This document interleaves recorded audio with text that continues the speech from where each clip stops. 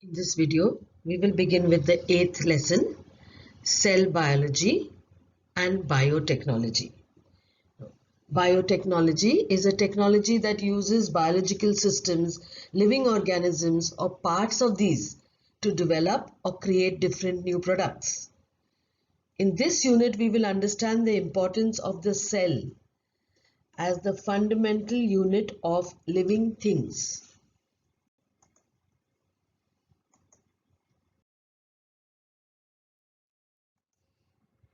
So, the branch of biology that deals with the study of cells is cytology.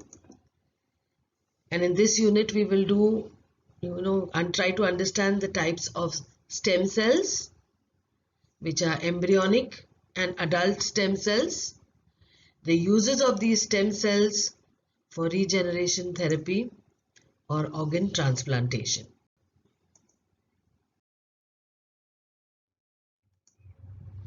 Now, this is how slides of cells look like under the microscope. The study of the structure, types, and the organelles of the cell is called cell biology or cytology.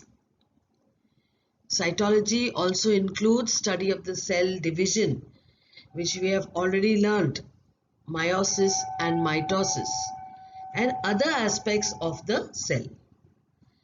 There are revolutionary changes in the field of human health due to cytology, because there's been research in this field, big changes, very important changes that are going to change totally how human health is going to be looked at in the future, are taking place because of this branch of biology. Research institutes dedicated towards cell study and research are in Pune, which is the National Center for Cell Science, and in Bengaluru, important institute called INSTEM.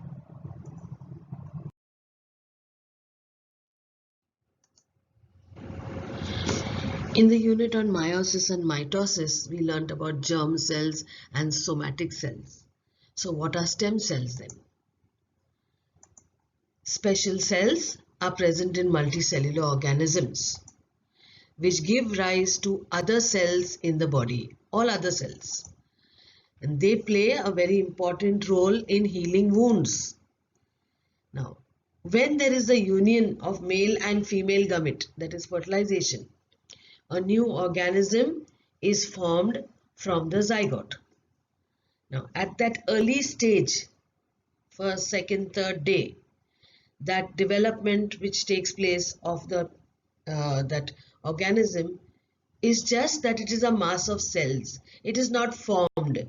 The male and female gamete have joined, or there is a union, and what is formed is just a mass of cells, a group of cells together. All the cells are almost alike in this mass, and these are called stem cells. The cells that are formed immediately after the fertilization of the male and the female gamete.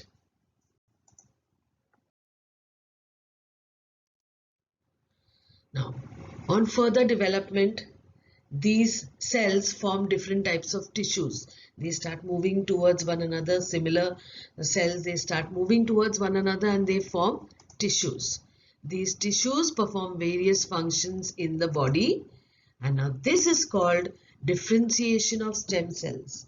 So initially it's just a mass of similar cells which are called stem cells. Now as the days pass and that fetus starts growing, there is a thing called differentiation, where the stem cells begin to separate and form certain tissues to perform functions in the body. So this is a stem cell, and you will find that now the stem cell is becoming a tissue of fat or bone or blood or nervous tissue or skin tissue, the epithelial cells, or different types of other cells. Now, once the tissues are formed, the cells in the tissues can form same types of cells only. So once the stem cell changes into a blood cell, after that it cannot go back to being a stem cell. This is the same for every part of the body. So when the union of the male and female gamete takes place, that mass is called the stem cell. After some time, the stem cells, they start to differentiate, form tissues performing different functions, like in the blood, the nervous tissue, the bones, fat tissue, whatever. But these cells now, which are already formed, we cannot come back and say they want to be stem cells. Stem cells are present for a longer duration in some parts of the body.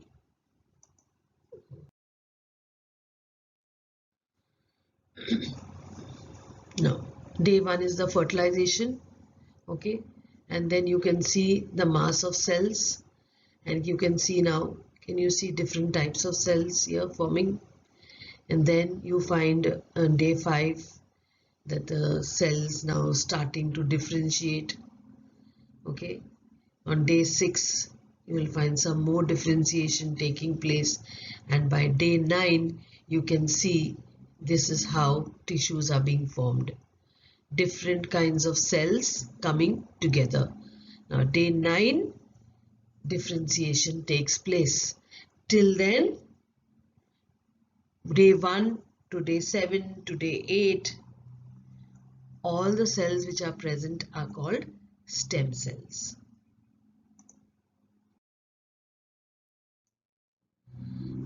Stem cells are present in the umbilical cord by which the fetus is joined to the uterus of the mother. So this is the fetus in the uterus. This is the umbilical cord which joins the fetus to the mother. So in this umbilical cord you will find stem cells. Stem cells are also present in the blastocyst stage of embryonic development, in red bone marrow, and the adipose or fat connective tissue of adults.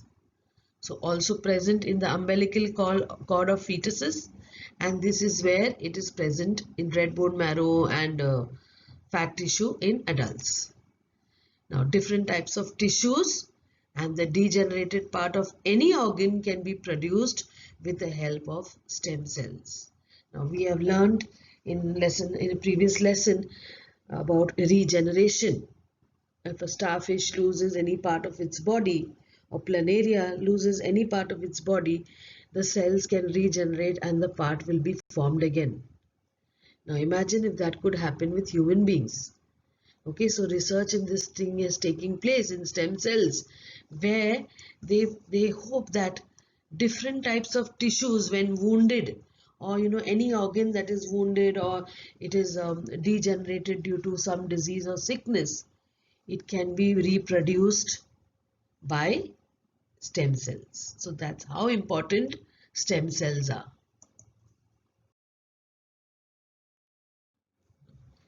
If stem cells are so important, they need to be preserved. Okay, so stem cell samples are carefully collected from the umbilical cord, from the blood there, red bone marrow, or embryo, the blastocyst, for preservation. We need to preserve these stem cells so that later on, if there is any wound or any accident or any disease, these stem cells which were collected can be used to regenerate that part of the body. They are collected in small vials. Now these are vials, small little bottles which are used in the pathology laboratory. Okay. Now the vials are kept in liquid nitrogen. See the temperature, minus 135 degrees Celsius to minus 170 degrees Celsius. So it's kept in liquid nitrogen. In biotechnology, stem cell research is revolutionary after cloning and has the potential of bringing about fundamental changes in medical science. I already told you this, that it's going to be a real dhamaka when the stem cell research comes out. Okay, And then after cloning was when they used cells to make another organism of the same type. They used it with Dolly the sheep. Okay, they made uh, another sheep in the laboratory out of the cells and tissues of the mother sheep, and they named it Dolly the sheep. This was a big revolution in medical science. And stem cell research, when it can be applied, it is also going to be a very, very big change in medical science.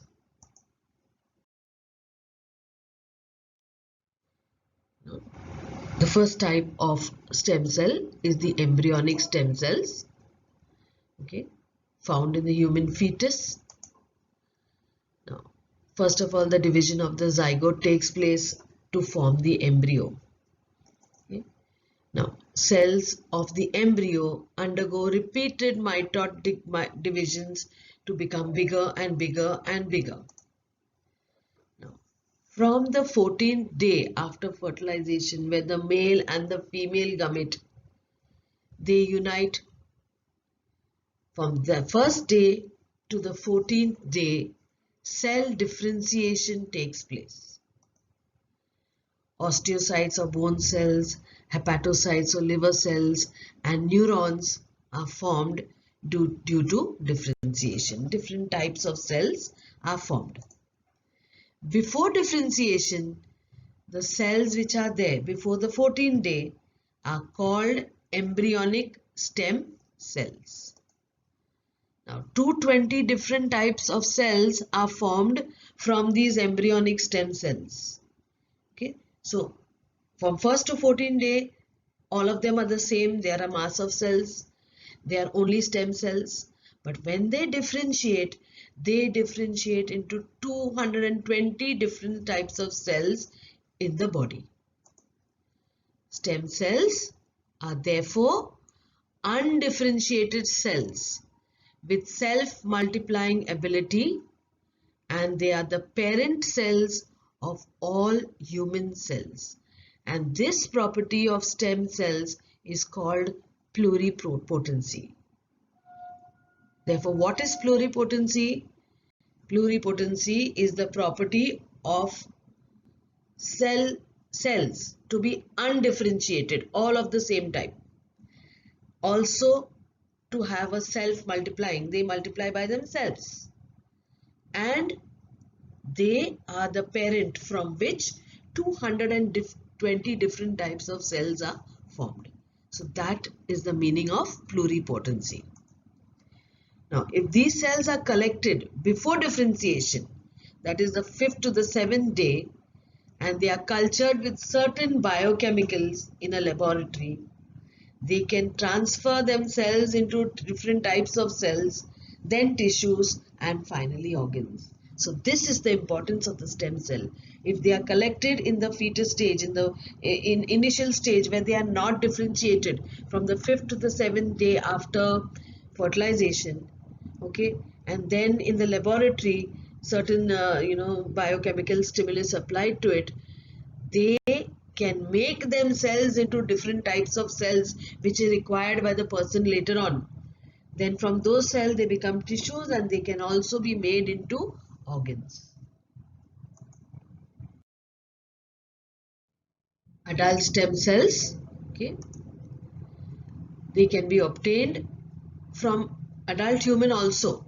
And the three main sources where we can find stem cells in the adult human body are the red bone marrow, the adipose connective tissue, which is right below the skin, that's the fat tissue, and blood. Okay, and as you know, they can also be got from the cord blood, the umbilical cord, immediately after birth. Some important uses of stem cells. First one is regenerative therapy. So these stem cells are used to replace dead cells, which died due to conditions like diabetes or myocardial infarction, or that is heart attack, Alzheimer's disease, Parkinson's disease. Now all these diseases cause some of the cells in the body to die or to be destroyed. Now, this cell therapy regenerates those or replaces those cells. Also, cell therapy to produce blood cells required in conditions of some sicknesses of the blood like anemia, thalassemia, leukemia, etc. Stem cells are also used for organ transplantation, where one organ can be transplanted to a person who needs it. Okay, so when there is failure of organs like the liver and kidney, okay, these organs can be produced with the help of stem cells and transplanted. So we have heard of people giving their organs to another, yeah, but here with the help of stem cells, these organs can be produced in the laboratory and then transplanted into a person who needs that organ.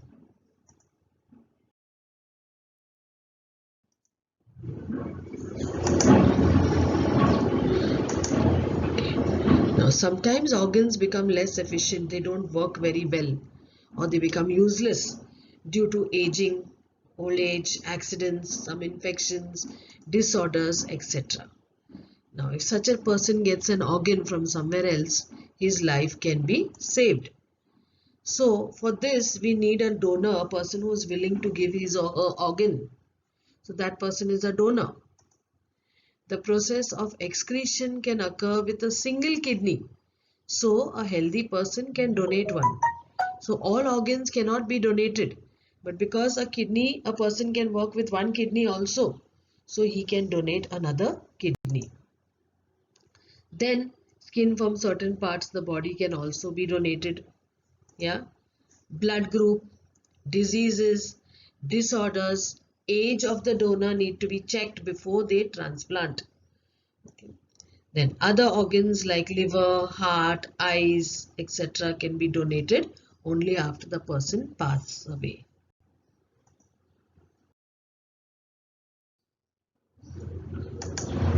Okay, so this is becoming more and more prevalent, more and more common, where people want to donate their organs after life, give life, be a donor, be a hero. Okay, and you will give your organs if you love people. Okay, you want to save people.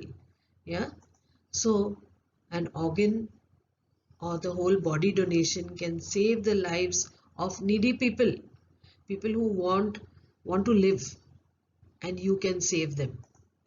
Okay, so many lives can be made comfortable by the donation of organs like liver, kidney, heart valves, skin, eyes, etc.